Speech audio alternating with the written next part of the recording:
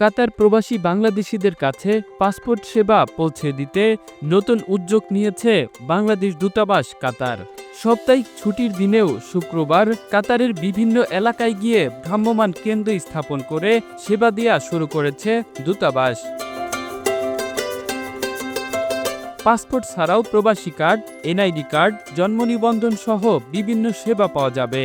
এসব সেবা নিতে প্রয়োজনীয় কাগজপত্র সাথে করে নিয়ে আসতে হবে।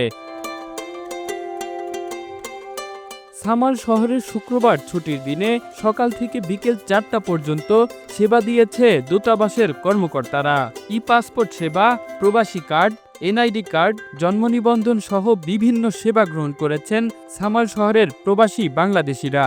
শুক্রবার ছুটির দিনে প্রবাসীরা দূতাবাসের সেবা পেয়ে অনেক আনন্দিত। কাতার বাংলাদেশ দূতাবাসের পাসপোর্ট বিভাগের প্রথম লেবার কাউন্সিলর ডক্টর মাসুদুল কবির জানান, অধ্যুষিত এলাকাগুলোতে সাপ্তাহিক ছুটির দিনে সরাসরি গিয়ে পাসপোর্ট আবেদন গ্রহণ, পাসপোর্ট বিতরণ ও পাসপোর্ট সংক্রান্ত অন্যান্য সেবা তাৎক্ষণিকভাবে দেয়া হবে।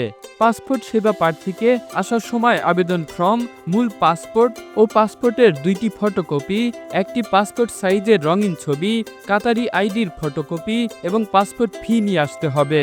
এ ক্যাটাগরির জন্য পাসপোর্ট ফি 404 কাতারি রিয়াল এবং বি ক্যাটাগরির জন্য 122 কাতারি রিয়াল ফি জমা দিতে হবে।